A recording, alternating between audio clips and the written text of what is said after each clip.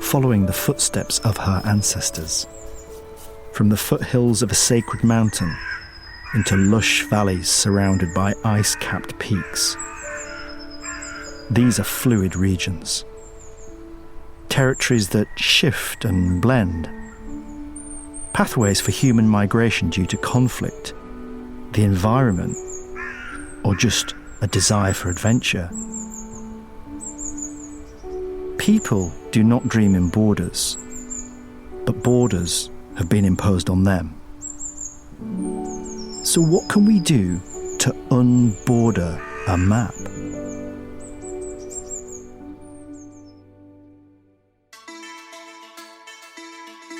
Welcome to What's Your Map? An Oculi Mundi exploration. I'm Jerry Broughton, a map historian. In this podcast, we hear from those who live, love and work with maps, making, preserving, interpreting and being inspired by them. In each episode, we ask our guests to unfold a map that is special to them and to tell us the story that lies behind it. To follow the map as we talk about it on this podcast, go to oculi-mundi.com.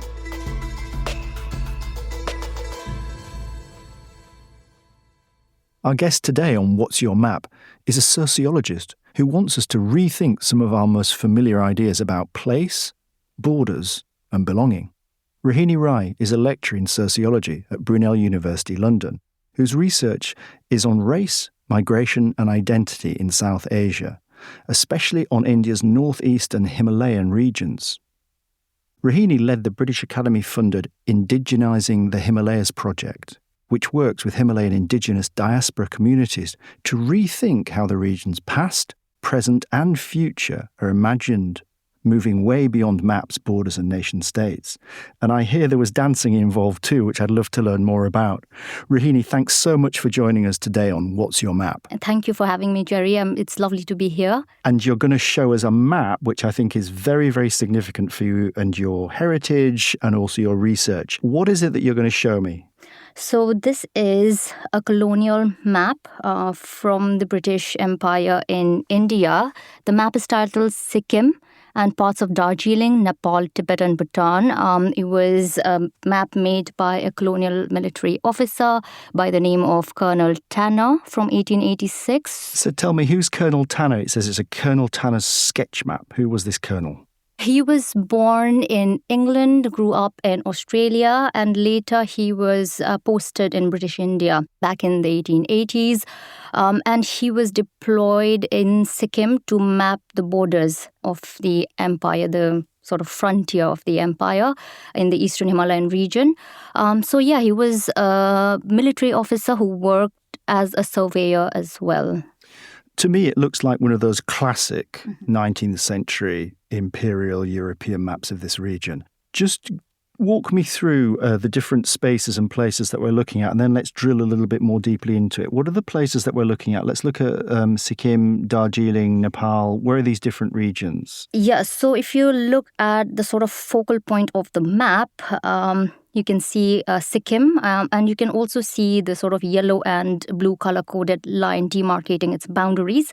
On the left side of the map, where you can only partially sort of see the region, is Eastern Nepal. So the blue color-coded line on the left of the map basically demarcates the boundary between Eastern Nepal and Sikkim. And as you move towards the right, you have the Chumbi Valley area, which actually today is a highly contested region, but that is around Tibet and Bhutan. And as you can see, the left side of the map is very dense, whereas the right side is unmapped, quote unquote, yet, and it also has text in bold saying unexplored, right? So absolutely, yeah. I want to ask you about this. What is going on here with that, Rohini? Because that's one of the things that strikes me immediately. There are two legends here. At the top right, it says unexplored. It's blank space. Bottom right, unexplored. Mm-hmm. Unexplored for who? So that is the interesting question that I've been asking myself as well, right? Now, of course, there are multiple interpretations to what unexplored means. In very simple words, it was unexplored for the British regime, the colonial regime who basically entered this region through this colonial lens to map the region, as the term that they used was buffer zones, right? So this was a buffer between British Indian Empire and its neighboring China and Tibet at that time. So unexplored technically is because, of course, there were some conflicts between the Tibetan Empire along with China against British. The British wanted to go into Tibet to trade, but they couldn't. So the practical sort of, direct answer to that question is it was unexplored because the British could not enter Tibet as easily, right? But also I think it is very metaphorical. The discourse around unexplored is what I'm actually interested in. And here is the question, unexplored for whom, right? Because of course it is inhabited region. It is a lived geographical space where people have been living for generations and generations and generations. That hinges the entire critique of colonial map around the idea of absence, which is what unexplored reflects. And who gets to draw these lines? Because we look at this map and somebody might just look at it and say it's quite a scientific map, it's clearly based on trigonometrical surveying. Yep. But the point that you're making is these lines are not innocent. There are political, imperial issues here which make these blue lines, which did make the distinction between East and West and Nepal and Sikkim. So tell me about the power here of drawing these lines and creating these boundaries, because they're not natural, are they? No, they're not. This is exactly what I am aiming to do in my research, which is to unborder the region imaginatively, right? Of course, we cannot unborder these territorial boundaries, especially now that it is under India and China and so on. But imaginatively, how can we unborder the region? How can we deconstruct the borders? And as you said, these are actually fluid spaces. People, the indigenous communities there lived for generations. They were also mobile, moving through these regions, right? But as you can see in the map, it was around the 19th century, especially once the colonial regime sort of entered this space, that they started demarcating fixed borders, right? And this is the borders, what they do is then they lead to identity ruptures, because technically what this does is it says that identity must be contained within these lines on the map, right? And this creates ruptures for communities who have a very mobile history across these borders, right? The power relation that you're talking about, borders, who drew the borders, of course, it is a top-down construction. It's an interesting question, isn't it? How identity, your personal identity, is shaped by a piece of paper that's a map. And people tend, I think, not to think about that, but the power of, the imaginative map that says, this is England, this is Nepal. Yeah.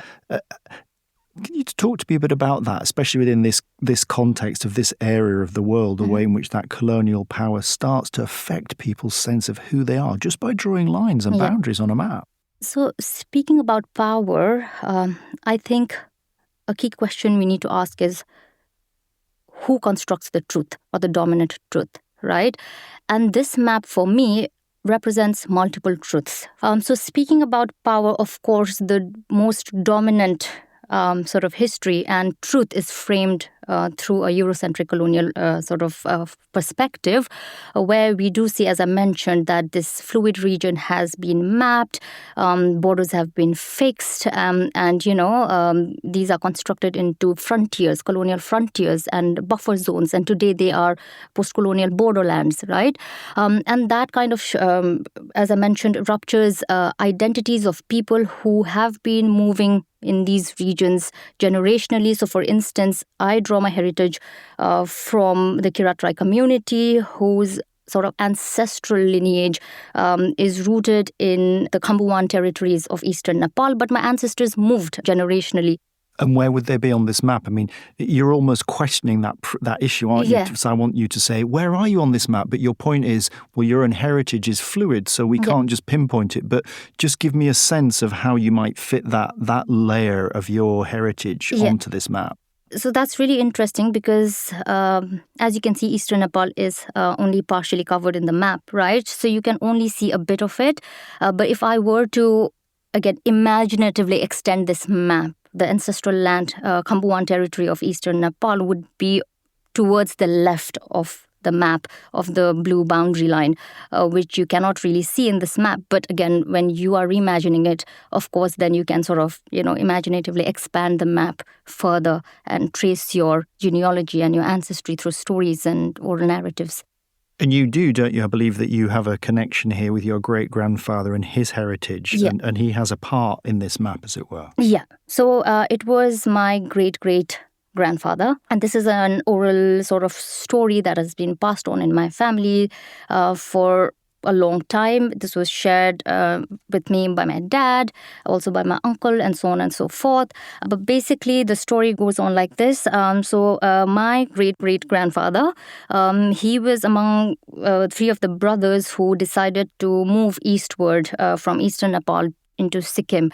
Now, we need to remember, at that time, there was no Nepal or Sikkim in the way we understand today, right? These were fluid spaces. Of course, there was the kingdom or Gorkha kingdom in Nepal and Sikkim, but the boundaries of those kingdoms weren't fixed like how they are today, especially after colonial cartography and drawing of borders and things like that, right?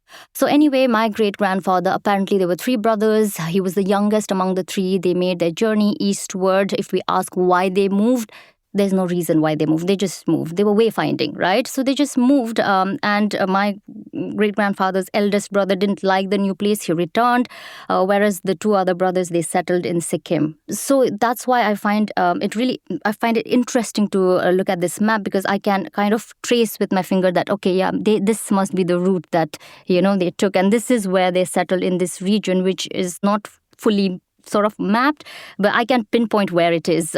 So where is it? Can you show me? Yeah, okay. So if you look at the map, right above Darjeeling, you have a red color-coded line. And a little above that, you can identify a place name called Tendong, which is a mountain. So Mount Tendong, again, growing up, we heard a lot of stories. There are brilliant, amazing stories of Mount Tendong coming from the Indigenous Lepcha people of Sikkim, right? And right below Tendong is a place called Namchi. So this is the place where I grew up, and very close to Namchi, which you cannot see on the map, is my ancestral home, which is called Kalikhola. And this is where my great-great-grandfather, grandmother, they settled after moving eastward from Nepal into Sikkim. So if I look at the map and if I try to imaginatively trace their journey, they would cross these color-coded border lines, which reflects the fluidity I'm trying to talk about. And when you look at it, what is the emotional impact of this map? There's no one emotion that comes up. There are multiple emotions. There's a sense of frustration, of course, looking at these boundaries and how this continues to impose identity crisis on a number of communities in the region. But also, I feel a sense of resilience, right? To look back at the map and reimagine this region, right? And I draw from Oslander's paper where he talks about the concept of cartographies otherwise, right? Which is basically, it implies that when communities and individuals who have genealogical ties to colonial maps, and when they look at these maps, it kind of creates this emotional discomfort, but at the same time, it acts as a space to remember. So this map, on the one hand, yes, it causes frustration, it causes a sense of unease, but at the same time, it also brings out a sense of purpose to unborder the region, to rethink the region, to reimagine the region, and to remember the region differently. And how does it create a crisis in terms of identity? That's really interesting, because you draw a boundary and you say, here are these people who are Nepali and here are these people who are Indian and so on and so on. What kind of identity crisis does that create here for you?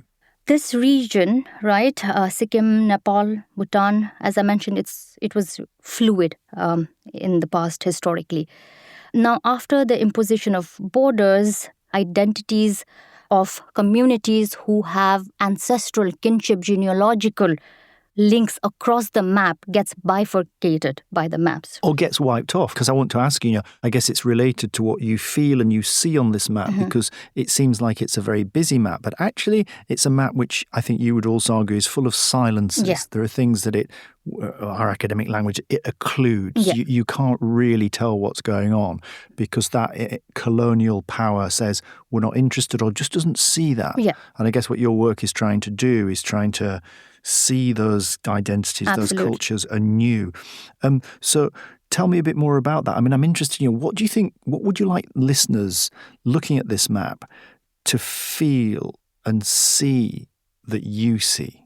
That's a good question. And also, I think it's a difficult question because this is something that I myself am trying to grasp, right? What do I want to see in this map? There are multiple things you can see. There are multiple histories that the same map tells. One is the colonial history, right? The other is the history of the monarchy, the kingdom of Sikkim. The other history would be the Indian states approach, the Indian states sort of framing of this very same region. And then there is the history of the communities, the bottom-up histories, right? Communities, as I mentioned, whose identities have been bifurcated by these borders, who trace ancestral ties across the region, right? But at the same time, a lot of these communities are seen as immigrants because, we have our ancestral roots in the place across the border. So now they are framed as immigrants. That creates massive identity crisis because what you're saying is you don't belong to this place, although our ancestors moved and lived in those places. So I would like the viewers to look at the map and see something else, something different. Look, these borders, these are man-made, right? These are imposed from the top. And if you undo the borders, right, and you see the fluidity of the place, and how do we unborder, right? Obviously, we can't erase these lines. So this is where my work kind of takes a creative approach, is that I'm trying to argue that because if you want to rethink the map, we need to look at other things. Maybe we don't need a visual map like this, right?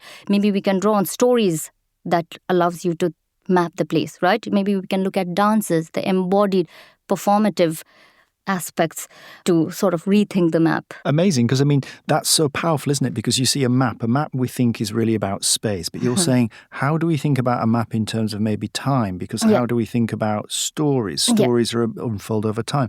Dancing is something which is spatial in a way, but it also unfolds around time. Yeah. I thought it was fascinating. You did something that I've never seen before. You wrote a letter to your map. Yeah. I thought this was fabulous.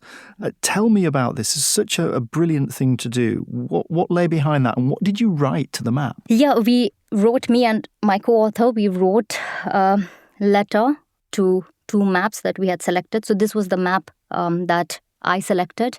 Now, the first question I asked myself is, why did this map stand out for me? There were many maps at the archives. This one stood out for me, right?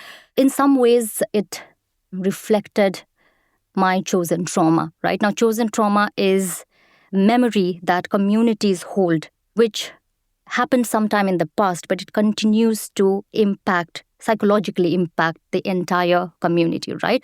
So in that sense, this map kind of reflected my chosen trauma. So to address that trauma as well, right, we adopted the epistolary method, which is writing letters back to the map. Why letters? Because letter allows us to verbalize our emotions, right? It allows us to externalize our feelings. So that's how we ended up writing the letters to the maps. And the question which we asked ourselves was, what came up for us? A very simple question. As we asked that question, we started writing the letter. Even I didn't know what would come out in those letters, but yeah, it was a very interesting methodology to reinterpret the map. Rohini's description of Sikkim is so evocative. This vast area of the Himalayas holds sacred spaces, migrating populations, and ancestral stories. But colonial maps have imposed borders and erased local identities. Before we hear more about Rohini's work to unborder these maps, I'd love for you to join our global community of explorers by subscribing to this podcast.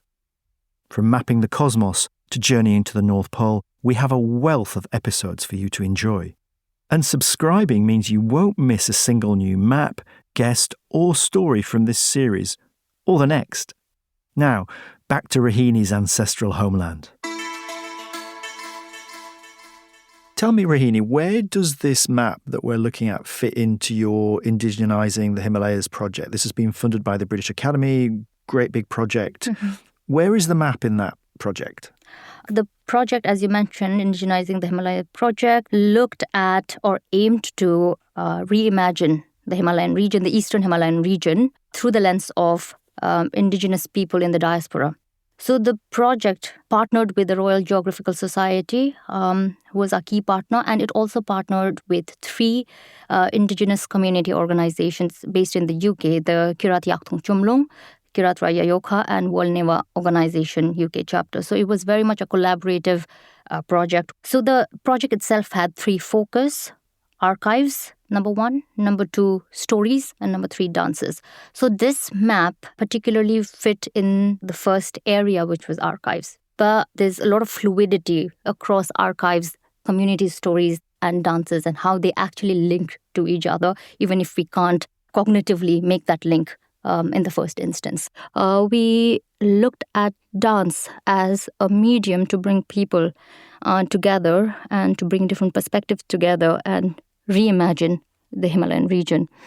So the dances that were involved in that project were the traditional Kelang dance of the Limbu people, which is an agricultural dance, the Sakila Sili dance of the Kirat Rai people, which is also the community I belong to, and the Lake dance of the Newa people, and a Ghatu Nach. So all of these are ritual dances.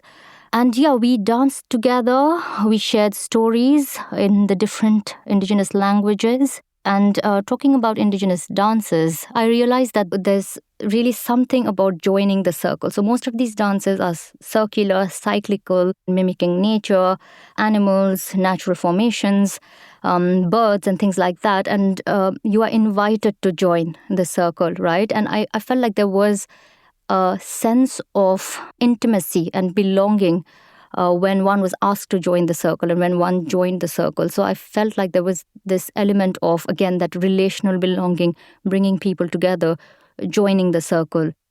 Tell me about your personal history now in relation to, I guess, this map and the project that you've been doing. And thinking about Sikkim particularly, what is the significance of this as a place to you personally? I identify as a Kirati indigenous woman belonging to the Kirat Rai Khambu tribe from Sikkim, but with ancestral ties in eastern Nepal, and currently based in London in UK. So there's multiple layers of identities in my personal history. And Sikkim stands out to me, of course, because this is my homeland. This is where I was born. This is where my family is. And this is also the place that means so much to me, but at the same time causes these identity crisis. Rohini, you see maps as a mediator. Can you just tell me a bit more about that? Yeah. So the idea of mediator, maps as mediator, comes from a scholar called Nishat Awan, whose work I'm inspired by. So the whole idea of reframing this colonial archival map as a mediator stems from the idea that, yes, this map holds a certain kind of dominant truth, which is the colonial regime's perspective. But in the diaspora, sitting in London in 2026 in the RGS archives and looking at this map, yes, it does represent the colonial map-making process, right? But at the same time, my personal history, family memories, community narratives, all of those can also be translated through the map, right?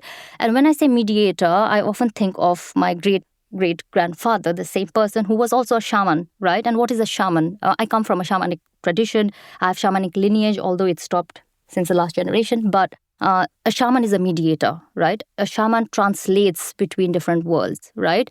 And in a similar way, I'm trying to use that thinking to look at the map and say, yes, this also can translate between different worlds, between the colonial world, right, and the indigenous worldviews. So that is the idea of maps as mediators. It allows us to translate. It brings people together like you and me and talking. This is also a part of the map sort of mediating a conversation. It's an interpreter. It allows, different people who may speak different languages, right, to come together and talk about something, right? And the diaspora as well. And in the diaspora, yes. How did those communities that you were working with respond specifically to the mapping elements of the project? So the communities, the maps were displayed along with photos and other archival materials as well. So it wasn't just the maps, but the maps were a significant aspect of that. And the communities, I think at first, this is something that I noticed, was that they were a bit, they weren't very confident, to go close and to actually touch these things. And it also kind of reflects that colonial power relation where the communities can't fully reclaim that in the first instance. But again, they did work with the maps, they did work around recaptioning the photos and, this idea of remapping and so on and so forth. So specifically in relation to the maps, we had this map on a big long table, and we also had other maps of the region, right? So one of the main things was that they were sort of arranging, the community elders that I worked with, they would arrange the map and they would be like, oh yeah, like this, it was like piecing puzzle pieces together, right? So for us, we're looking at separate sort of documents, different maps. But communities were kind of like, okay, yeah, this can be placed here, this can be placed, this map can be placed on the left, this map can be placed on the right, this map which had Everest can go on this side, the map that has Kanchenjunga can go on this side, right? So there was this sense of fluidity also coming with that sort of engagement with communities. And one thing, again, going back to the idea of absence, one thing that the communities mentioned during this activity was what is left out in the map. The question of absence kept recurring in my own engagement with the map, but also the community's engagement with the map. And what about this tension between trying to, what we might call decolonizing the map, which is clearly some of the kind of work that you're doing, and yet the enduring power of those colonial histories? It's so powerful, isn't it, Rohini? It's such a difficult thing to, as it were, unpick that, to sort of say, no, how do we tell a different story, show a different kind of map? Just explain the tensions there and how you think you might start to address some of those issues between decolonizing and that enduring power of the colonial map. I might sound a bit academic here, but the idea of unbordering comes from a decolonial thought, right? And Walter Mignolo says or uses this concept of border thinking. Right? So here we see, as you said, there is clash between two modes of thinking. One mode of thinking centers the border, right? And this is, as you mentioned, the very, very, very powerful colonial mode of understanding the world. And on the other hand, now how do I decolonize? How do I challenge this worldview, right? And to do that, I'm trying to draw from Walter Mignolo's concept of border thinking. Now, what is border thinking? Border thinking is understanding the world from the viewpoint of those who inhabit the border, right? Those who are on the border, whose lives have been ruptured by the border, identities, histories have been ruptured by the border, and then understanding through that point of view. And I think to decolonize now, decolonizing has also become a buzzword now, but to decolonize a map like this, obviously it's not easy, as you mentioned, right? But we can try to start from somewhere, right? And I think one of the ways is through imagination to undo our cartographically colonized minds, one thing. But also then if these written texts and visual maps are so rigid that we can't challenge it, then where do we turn? And this is where I'm trying to look into dances and, these fluid ephemeral things. It slips through the fingers of colonial knowledge systems, but actually this is where indigenous life worlds, are sustained, right? So if we draw on dances and these stories and, all of these creative practices, maybe we can start decolonizing from that space. And is that where your work is going now, Rohini? What next after this project? So I am trying to carry this forward. Currently, I'm focusing on dance itself, the role of dance in identity assertion, dance as a mode of survivance. So survivance, again, not just survival, but actually, sort of asserting your presence actively, right? So how dance allows you to do that. And then hopefully I can draw a more concrete link between maps and dances, right? And I often think when we try to decolonize maps, as you asked earlier, then will maps even look like this, right? And I'm thinking probably not.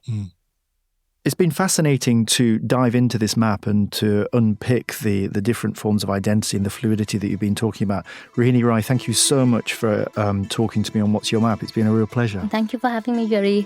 Thank you. I've loved hearing about Rohini's research and the collective cultural memory that is carried through stories, dance, and traversing the land. This embodied mapping is a poignant contrast to the drawn maps we so often see. Thank you so much for listening. I'm Jerry Broughton, a map historian. This has been an Oculi Mundi exploration. The producer is Emily Uchida Finch, and it's a Whistledown production. Oculi Mundi is the online home of the Sunderland Collection of antique maps and atlases. You can read more about the Sunderland Collection and send suggestions for future maps to explore at oculi-mundi.com.